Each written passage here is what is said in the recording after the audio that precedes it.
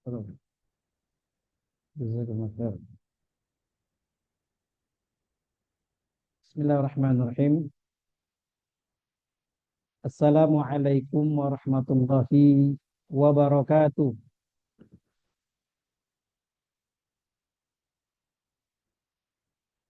Alhamdulillahi rabbil alamin. Alhamdulillahilladzi arsala rasulahu bihuda wa dinil haqq liyudhhirahu 'ala ad-dini kullihi wa kafa billahi shahida. Asyhadu an la ilaha illallah wahdahu la syarika la syahadatan takunu na'imil mu'abbad wa asyhadu anna Muhammadan 'abduhu wa rasuluhu mufassalu muayyadu mumajjad.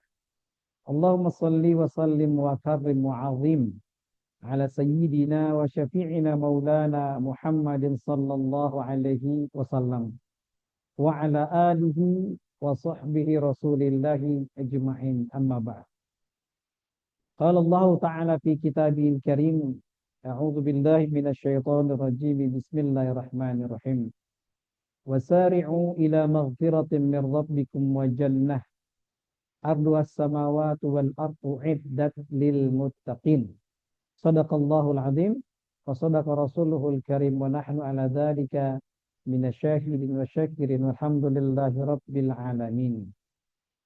Alhamdulillah, Bapak Ibu jamaah salat zuhur yang senantiasa mendapatkan keberkahan dari Allah Subhanahu wa taala. Pada kesempatan kali ini kami mengajak kepada diri kami pribadi dan kepada seluruh jamaah untuk kita senantiasa selalu mengucapkan lafal syukur kita, bersyukur kita kepada Allah Subhanahu wa taala atas segala nikmat yang Allah limpah ruahkan kepada kita, dari nikmat-nikmat yang terbesar sampai nikmat yang terkecil pun berarti dalam kehidupan kita. Maka kita senantiasa mengucapkan kalimat Alhamdulillahi Rabbil Alamin, lianna nakuna abdan syakirin, karena kita menjadi hamba yang bersyukur kepada Allah Subhanahu wa taala dengan senantiasa menjalankan setiap perintah Allah dan perintah Nabi Muhammad sallallahu alaihi wasallam sebagai wasilah ketaatan kita kepada Allah Subhanahu wa taala. Salawat dan salam tak lupa pula kita haturkan dan sampaikan kepada suri tauladan kita, baginda besar Nabiullah Muhammadin sallallahu alaihi wasallam. Semoga kita yang senantiasa selalu berupaya sekuat tenaga mengikuti setiap sunnah-sunnah Nabi, mengikuti setiap ketetapan dan aturan kepada Nabi, maka mudah-mudahan kita termasuk orang-orang yang insya Allah nanti di yaumil ba'ts, di hari kiamat nanti, termasuk orang-orang yang mendapatkan syafaat dari Rasulullah sallallahu alaihi wasallam. Allahumma amin ya rabbal alamin. Alhamdulillah, Bapak Ibu yang senantiasa mendapatkan rahmat dari Allah Subhanahu wa taala. Pada kesempatan kali ini kita akan melanjutkan majelis kita, yakni tadabbur wa tafsir daripada surah Al-Mutaffifin. Surah Al-Mutaffifin ini adalah surat yang ke-83. Salata wa tamanuna fi as-surah. Surat yang terdiri dari 36 ayat. Dan setiap ayat-ayatnya ini Masya Allah, kalau kita pengen klasifikasikan, ternyata di surah Al-Mutaffifin ini begitu banyak pelajaran ibrah yang Allah sampaikan, Allah perintahkan kepada Nabi dan menjadi sebuah motivasi hidup bagi kita, yakni ada sekitar 8 pembahasan yang ada pada surah Al-Mutaffifin ini. Surah Al-Mutaffifin ini adalah surat yang berbicara tentang Al-Mutaffifin. Surat ini diturunkan ketika Nabi Muhammad sallallahu alaihi wasallam melakukan hijrah dari kota Mekah menuju kota Madinah. Tapi karakteristik dari surat ini terhitung sebagai suratul Makkiyah. Surat Makkiyah. Karena ada beberapa riwayat menyampaikan bahwasanya sebagian dari ayat-ayat yang ada di surah Al-Mutaffifin ini diturunkan ketika Nabi masih berada di kota Mekah. Kemudian ada beberapa ayat-ayat berikutnya ketika Nabi sudah melakukan hijrah dari kota Mekah menuju kota Al-Madinah Al-Munawwarah. Ketika Nabi Muhammad SAW ini berhijrah ke kota Madinah dari kota Mekah Al-Mukarramah, maka pada saat itu di Madinah Nabi Muhammad disambut oleh dua golongan, yakni kaum Ansor dan kaum Al-Muhajirin. Masya Allah. Kaum Ansor adalah orang-orang yang mukim, orang-orang yang asli penduduk kota Madinah. Sedangkan Al-Muhajirin orang-orang yang pernah melakukan hijrah, berpindah dari kota Mekah menuju kota Madinah. Maka Masya Allah, dua golongan ini menunggu kedatangan yang saking rindunya untuk bertemu dengan Nabi Muhammad SAW. Nah, maka pada saat itu Rasul SAW punya tugas. Pada saat itu Rasulullah melihat kondisi, ahwal, keadaan-keadaan yang terjadi di kota Madinah pada masa itu. Nah, pada masa itu Masya Allah terjadi kecurangan demi kecurangan yang terjadi di pasar. Pada saat itu seorang pembeli, seorang penjual melakukan kecurangan.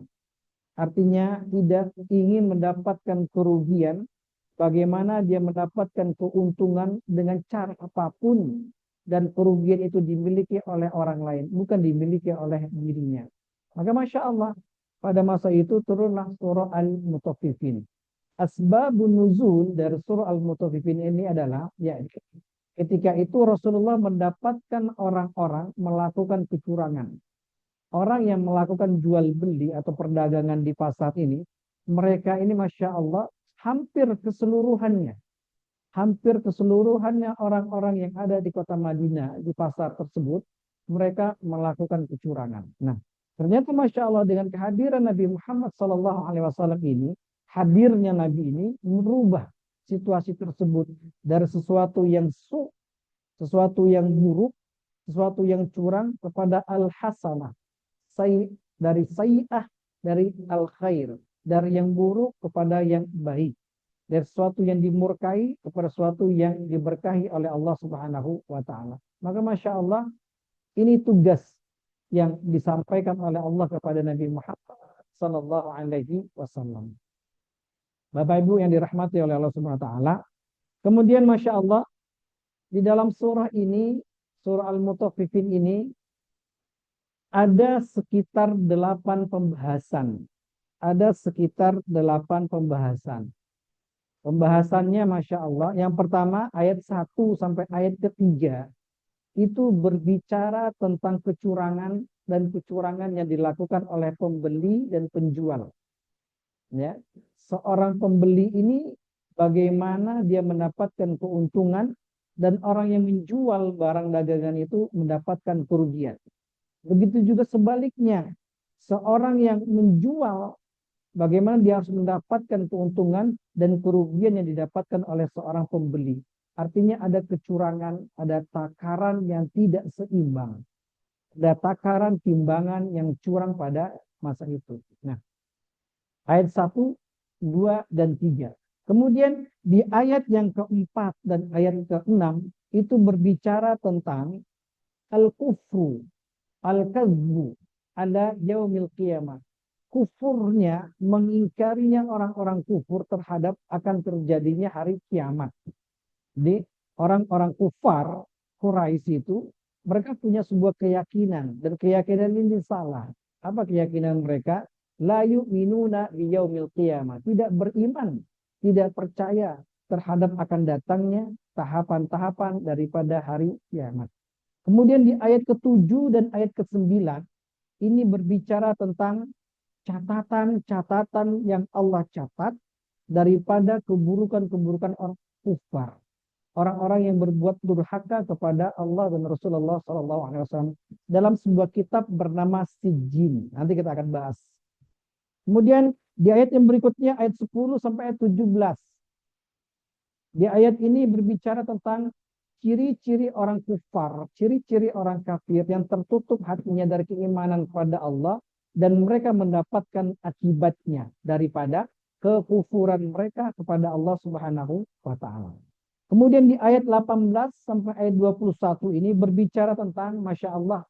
Tadi berbicara tentang catatan amal keburukan.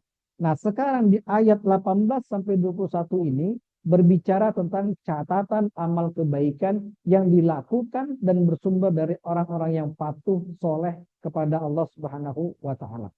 Nah, kemudian di ayat yang 22-28 ini berbicara tentang Masya Allah nikmatus surga, nikmatul jannah, nikmat surga bagi para penghuni yang masuk ke dalam surga atas ketaatan dia kepada Allah Subhanahu wa taala. Kemudian di ayat 29 sampai 33 Masya Allah ini berbicara tentang ejekan. Al-istihza, ejekan, cemooh, celaan yang disampaikan dari orang-orang kufar kepada para pengikut Nabi Muhammad sallallahu alaihi wasallam. Kemudian yang terakhir ayat 34 sampai 36 ini berbicara tentang Masya Allah setiap amal kebaikan kita, setiap amal keburukan kita, seluruh amal-amal yang kita lakukan dan sempat kita lakukan, baik yang direncanakan, disengaja ataupun tak disengaja, Masya Allah akan dimintakan pertanggungjawaban dari Allah Subhanahu wa taala kepada diri kita. Maka 8 pembahasan ini yang mengisi daripada tadabbur wa tafsir surah Al-Mutaffifin. Bapak Ibu yang dirahmati oleh Allah Subhanahu wa taala, ayat yang pertama, di ayat yang pertama ini ayat 1, 2 dan 3 dalam surah Al-Mutaffifin berbicara tentang kecurangan, at-tatfif. Apa itu tatfif? Al-Mutaffifin. Bismillahirrahmanirrahim. Wailul lil mutaffifin. Wailul lil mutaffifin. Bapak Ibu, wailun ini artinya celaka, kesengsaraan, kemurkaan, marah yang besar, murka yang luar biasa yang Allah berikan kepada orang yang mutaffifin, orang yang melakukan kecurangan. Siapakah orang-orang kecurangan tersebut? Alladzina idza ikhtalu 'alan nasi yastawfun. Jadi orang-orang yang curang yang dimaksudkan di surah Al-Mutaffifin ini adalah alladzina idza ikhtalu 'alan nasi yastawfun. Seseorang ketika menimbang dalam sebuah takaran. Dalam takaran itu bagaimana dia harus mendapatkan lebih dari timbangan tersebut. Contoh seperti ini. Ketika kita membeli kepada seorang penjual, kita ini posisinya sebagai pembeli.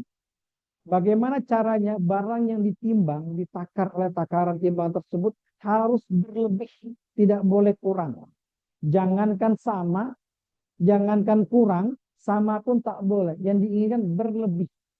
Ini. Kemudian siapakah orang-orang curang tersebut? Yakni wa idza kaluhum aw wazanuhum yuksirun. Nah, sebaliknya, ketika dia posisinya sebagai seorang penjual, menjual barangnya ini kepada seorang pembeli, bagaimana barang tersebut harus kurang takaran timbangannya. Artinya dia harus mendapatkan keuntungan dengan cara yang curang. Dan si penjual harus mendapatkan kerugian. Nah, Masya Allah, inilah sifat-sifat yang dimiliki oleh orang-orang yang tidak disenangi oleh Rasulullah SAW. Yang dimurkai oleh Allah Subhanahu wa Ta'ala. Al-Mutaffifin. Orang-orang yang pada masa itu, Masya Allah, perdagangan mereka ini, jual beli mereka ini, Masya Allah, terdiri dari kecurangan-kecurangan yang sangat luar biasa. Kalau dia membeli barang harus dilebihkan. Harus yang paling baik, yang paling bagus, yang paling istimewa. Tapi ketika dia menjual barangnya ke orang lain, timbangannya itu harus dikurangi. Tidak boleh sama, tidak boleh berlebih. Nah, inilah kecurangan-kecurangan yang terjadi pada masa itu ketika Rasulullah SAW berhijrah ke kota Madinah. Artinya dalam kehidupan ini, apapun bentuk kecurangan-kecurangan, adalah sesuatu yang tidak dibenarkan dalam agama kita. Baik yang direncanakan dengan sengaja ataupun sengaja kita rencanakan. Artinya Masya Allah, kebiasaan demi kebiasaan ini terjadi sampai-sampai sesuatu yang tak direncanakan sudah direncanakan dalam diri kita untuk melakukan sebuah kecurangan. Ini kebiasaan-kebiasaan yang menjadi jadi diri seseorang. Maka Rasulullah Shallallahu Alaihi Wasallam sampaikan, wailun lil mutaffifin dalam surah Al-Mutaffifin. Kecurangan ini akan mendapatkan kemurkaan dari Allah Subhanahu wa taala. Kalau berbicara tentang wailun, wailun ini marah besarnya Allah. Perbuatan yang sangat luar biasa, mungkar di hadapan Allah Subhanahu wa taala. Karena orang tersebut mencoba berupaya sekuat tenaga mengambil sebuah keuntungan dengan cara-cara yang curang. Dalam kehidupan kita ini, kalau kita kenal dengan hak dan kewajiban, hak kita adalah mendapatkan sesuatu daripada telah kita menunaikan kewajiban kita. Tapi ketika kita tidak menunaikan kewajiban kita, terus kita menuntut hak kita, ini barisan orang-orang yang curang di hadapan Allah Subhanahu wa taala. Ini ayat 1, 2 dan ketiga. Kemudian ayat yang keempat, Allah sampaikan dalam surah Al-Mutaffifin. Ayat keempat sampai ayat keenam ini berbicara tentang orang-orang yang lalai terhadap akan datangnya hari kiamat. Dan ternyata orang-orang yang berada di ayat 4 dan 6 ini, orang-orang yang Masya Allah tidak mengakui, tidak meyakini, tidak sadar dan tak tahu diri terhadap akan datangnya yang namanya peristiwa hari kiamat. Karena Masya Allah, wajar saja orang-orang terdahulu itu berani melakukan kecurangan, tidak malu melakukan kecurangan. Karena apa? La yu'minuna biyaumil qiyamah, tidak beriman, tidak yakin terhadap akan hari kiamat. Karena kalau kita berbicara tentang hari kiamat ini, Masya Allah, Bapak Ibu sekalian, hari di mana dikumpulkan seluruh umat, seluruh manusia dan akan dimintakan pertanggungjawabannya atas segala bentuk yang sudah dia lakukan. Dari mulutnya, dari matanya, dari tangannya, dari kakinya, dari perbuatannya, dimintakan pertanggungjawaban oleh Allah Subhanahu wa taala. Maka Masya Allah, di ayat 4 dan yang ke-6 ini berbunyi begini. Ala yadunnu ulaika annahum mab'utsun. Tidakkah orang-orang tersebut meyakini, yazunnu, mengira-ngira, nanti annahum mab'utsun, sesungguhnya mereka itu nanti di yaumul qiyamah mab'ut. Apa itu mab'ut? Dibangkitkan kembali oleh Allah Subhanahu wa taala. Kebangkitan ini yang terjadi ketika di yaumul qiyamah menandakan bahwasanya pasti hakul yakin akan terjadi yang namanya hari kiamat. Maka Masya Allah, kalau seandainya orang-orang itu beriman, meyakini dengan keyakinan Rasulullah Sallallahu Alaihi Wasallam, mereka akan hakul yakin tidak akan melakukan kecurangan tersebut. Maka Masya Allah, di ayat yang 4 dan 6 ini, 4, 5, 6 berbicara hal tersebut. Liyaumin azim. Di ayat yang kelima berbunyi liyaumin azim. Liyaumin azim. Bagi hari yang azim. Azim itu hari yang besar. Di dalam surah An-Naba berbunyi amma yatasaalun anin naba'il azim alladzi hum fihi mukhtalifun. Azim ini artinya berita besar, peristiwa besar, yakni hari kiamat. Hari kiamat ini sesuatu yang sangat luar biasa. Dan hari kiamat ini berbicara terus-menerus. Disampaikan dalam tafsir wa tadabbur di surah-surah yang ada di juz 30. Maka juz 30 ini Masya Allah surat-surat yang berbicara tentang al-imanu bi yaumil qiyamah. Beriman kepada hari kiamat.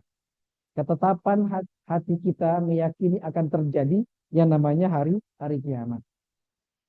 Kemudian di ayat yang ke-6, yauma yaqumun nasu lirabbil alamin. Salah satu perihal ahwal keadaan hari kiamat, yauma, pada hari itu, yaqumun nasu, berdiri, bangun, bangkit orang-orang pada saat itu lirabbil alamin, berkumpul di hadapan Tuhan, di hadapan Allah Subhanahu wa taala.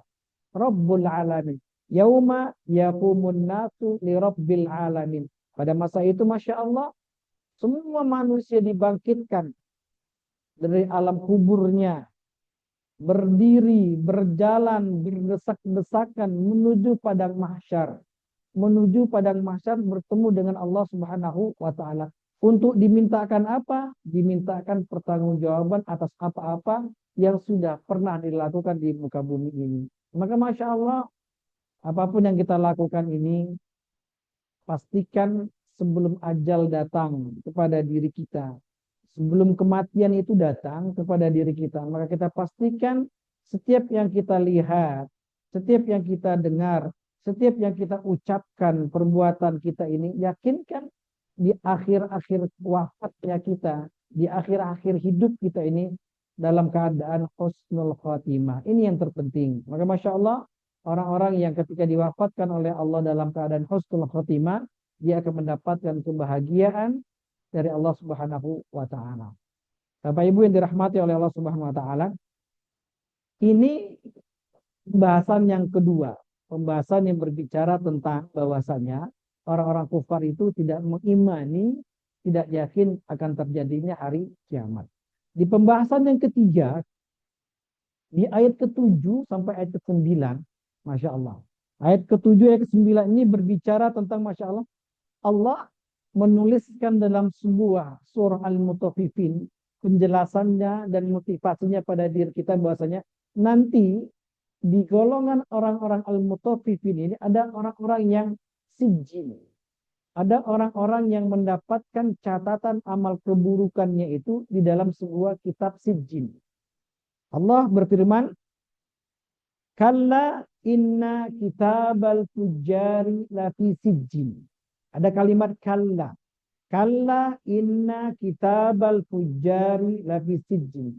Kalau ada kata kalimat kalla, setiap kalimat kalla ini berisi ungkapan takkid, ungkapan penekanan bahwasanya benar-benar akan terjadi dan memungkiri daripada ungkapan-ungkapan prasangka orang-orang kufar. Karena orang-orang kufar itu berprasangka tidak akan terjadi. Pasti tidak akan terjadi. Karena kehidupan itu cuma sekali. Tapi dijawab, kalla inna kitabal fujjari lafi sijjin. Sekali-kali tidak. Anggapan kalian itu salah. Benar-benar salah. Inna kitabal fujjari lafi sijjin. Sesungguhnya kitab al-fujjar, apa itu fujjar? Orang-orang suka, gemar berbuat salah, berbuat dosa, berbuat maksiat, berbuat mungkarat kepada Allah Subhanahu wa taala. Maka setiap perbuatan yang dia lakukan ini maktubun fit sijjin, tertulis lengkap, tidak ada yang dikurangi, tidak ada yang ditambah-tambahkan atau tidak ada yang dilebihkan. Maktubun fit sijjin, tertulis, termaktub di dalam sebuah kitab bernama sijjin. Apa itu sijjin? Kitab catatan keburukan yang dimiliki oleh orang-orang yang durhaka kepada Allah Subhanahu wa taala. Artinya setiap apa-apa yang kita lakukan ini tak satu pun yang terlewati di hadapan catatan Allah Subhanahu wa taala. Maka Masya Allah, apa kata Rasulullah SAW? Istaghfiru li rabbikum. Segera, sari'u ila maghfiratin min rabbikum. Bersegera memperoleh yang namanya pengampunan Allah Subhanahu wa taala. Kemudian di ayat yang berikutnya, wama adraka ma sijjin. Apakah itu sijjin? Tahukah kalian apakah itu sijjin? Kalau ada kalimat wama adraka sijjin kama sijjin.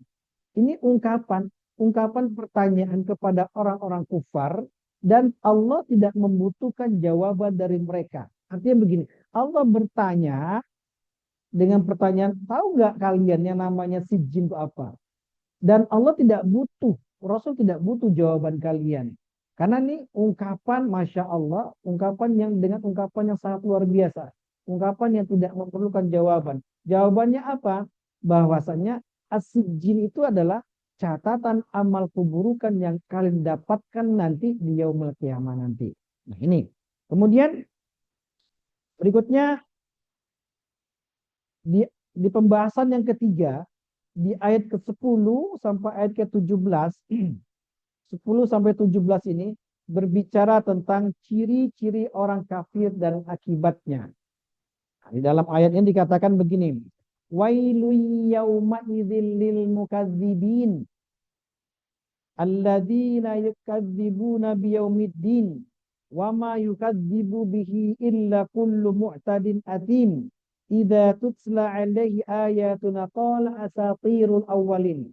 Ayat 10 berbunyi begini, wailun lil mutaffifin, wailun, kecelakaan, murka besar, marah yang sangat luar biasa yang Allah sampaikan kepada siapa? Kepada orang-orang al-mukadzibin, orang-orang yang mendustai terhadap ketentuan dan ketetapan hakul yakin dari Allah Subhanahu wa taala. Maka Masya Allah, orang-orang yang tidak meyakini akan azab, akan ada balasan, ada reward, ada punishment, ada jaza, ada iqab, ada hukuman, ada pahala, nggak yakin dengan hal tersebut, maka Masya Allah, tunggu sajalah dia termasuk orang-orang yang mukadzibin. Dan orang-orang mukadzibin ini akan mendapatkan wailun minallah, akan mendapatkan kemurkaan dari Allah Subhanahu wa taala. Siapakah itu? Alladzina yukadzibuna biyaumiddin. Orang-orang yang mendustai dan tidak mempercayai yang namanya yaumuddin. Apa yaumuddin itu? Hari kebangkitan, hari kiamat, hari pembalasan, hari di mana akan dimintakan pertanggungjawaban, dan setiap pertanggungjawaban itu ada jazanya, ada ganjarannya. Kalau dia berbuat baik, dia mendapatkan kebaikan, kesenangan. Kalau dia berbuat buruk, dia akan mendapatkan, Masya Allah, an-naru, akan dicampakkan ke dalam neraka jahanam Allah Subhanahu wa taala. Wa ma yukadzibu bihi illa kullu mu'tadin athim. Dan Masya Allah, tidaklah orang-orang yang mendustakan ketentuan Allah ini illa kullu mu'tadin athim, kecuali orang tersebut dikategorikan oleh Allah orang-orang yang sudah berlampaui batas. Apa itu batas? Orang yang tidak tahu lagi batasan kehidupannya. Al-haq wal batil dicampur. Antara kebenaran dan keburukan dicampur adukan. La ya'riful batil wa la ya'riful haq. Tidak tahu mana kebenaran, tidak tahu nama yang batil. Inilah adalah orang-orang yang sudah melampaui batas. Wa atim, kullu mu'tadin atim. Orang yang melampaui batas dan orang-orang yang Masya Allah yang diberikan label oleh Allah atimun, pendosa. Orang yang berbuat keburukan dan mendapatkan dosa dari Allah Subhanahu wa taala. Bapak Ibu yang dirahmati oleh Allah Subhanahu wa taala. Kemudian di ayat berikutnya Masya Allah, idza tutla alaihi ayatuna qala asatirul awwalin. Nah, ini satu bagian lagi golongan orang-orang kufar. Kalau dulu orang-orang kufar, kalau sekarang orang-orang yang berbuat dosa kepada Allah Subhanahu wa taala. Apa perbuatan yang dibenci oleh Allah Subhanahu wa taala? Idza tutla alaihi ayatun, ketika dibacakan, diberikan peringatan oleh Rasul, oleh Allah kepada orang-orang kufar, ditunjuk ayatnya, diberikan kebenaran daripada sebuah ayat ini, mereka katakan begini, qala asatirul awwalin, Masya Allah. Mereka mengejek yang disampaikan oleh Allah kepada Rasulullah dan Rasulullah sampaikan kepada, Masya Allah, orang-orang kufar tersebut, ayat-ayat Allah itu, mereka katakan begini, qala asatirul awwalin, ini cerita-cerita yang tidak ada kebenarannya. Ayat demi ayat yang turun yang kau sampaikan Muhammad kepada kami ini cerita-cerita yang tidak ada kebenarannya. Cerita-cerita yang tidak ada ujungnya, tidak ada manfaatnya. Mereka katakan al-hutum, asatir, cerita-cerita yang Masya Allah yang tidak ada faedah dalam kehidupan. Nah, inilah sebuah bentuk kebangkangan daripada orang-orang kufar yang orang kufar sampaikan kepada Rasulullah Sallallahu Alaihi Wasallam. Kemudian di ayat yang ke-15, Masya Allah, ayat yang berbicara tentang orang-orang kufar dan akibat atas kekufuran mereka. Allah katakan begini, kalla innahum ar-rabbihim yawma idzil lamahjubun. Masya Allah. Dari perbuatan mereka itu, Masya Allah, ketika mereka dibangkitkan di yaumul qiyamah nanti, sungguh pada saat itu Allah akan memberikan hijab. Apa tuh hijab? Tertutup. Orang-orang kufar itu nanti tidak akan melihat. Ya, bahkan, Masya Allah, nikmat terbesar bagi penghuni surga itu apa? Ketika bisa melihat Allah Subhanahu wa Ta'ala. Orang yang ketika diwafatkan dalam keadaan syahid, wasyuhada, apa doa mereka? Bagaimana saya bisa melihat wajah Allah Subhanahu wa Ta'ala?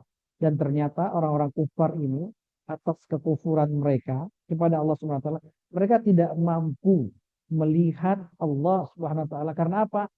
Ada hijab, ada pembatas, ada penghalang yang sangat jauh antara kemuliaan Allah dengan mereka. Maka dikatakan, kalla innakum ar-rabbihim yawma idzin lamahjubun. Sekali-kali tidak, sungguh benar adanya. Nanti di hari kiamat tersebut, mereka tidak akan bisa melihat Allah Subhanahu wa Ta'ala. Karena apa? Lamahjubun. Mereka itu diberikan hijab, terhalang oleh sesuatu oleh Allah Subhanahu wa Ta'ala. Bapak Ibu yang dirahmati oleh Allah Subhanahu wa Ta'ala. Kemudian yang terakhir pada kesempatan kali ini kita akan bahas yakni ayat yang ke-16, summa innahum lasalul jahim. Summa innahum lasalul jahim. Summa artinya summa itu adalah kemudian. Artinya apa? Setelah mereka dihijab oleh Allah Subhanahu wa Ta'ala, maka tidak berjarak sedikit dari itu, waktu itu, summa kemudian innahu sesungguhnya mereka lasadul jahim, disampaikan dan dicampakkan ke dalam jahim. Apa itu jahim? Neraka jahanam Allah Subhanahu wa Ta'ala. Neraka tersebut dihuni oleh orang-orang yang Masya Allah ketika di dunia itu al-mukadzibuna biddin, al-mukadzibuna biyaumiddin, orang-orang yang mendustakan akan terjadinya hari kiamat. Maka Masya Allah, di pembahasan yang ketiga ini berbicara tentang orang-orang kufar. Dengan kekufuran mereka ini, mereka menampakkan dan akan ditampakkan akibat daripada kekufuran mereka di yaumil kiamat. Mudah-mudahan kita termasuk orang-orang yang Masya Allah bisa mengambil ibrah, pelajaran penting dari surah Al-Mutaffifin ini. Yang pertama, tidak curang dalam kehidupan.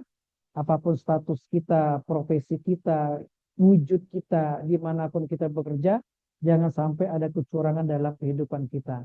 Kemudian Masya Allah kita yakini, hakul yakin, setiap apapun yang kita lakukan di dunia ini akan ditanya dan dipertanggungjawabkan di yaumil qiyamah di hadapan Allah Subhanahu wa Ta'ala. Itu saja dapat kami sampaikan. Syukran lakum. Wassalamualaikum warahmatullahi wabarakatuh.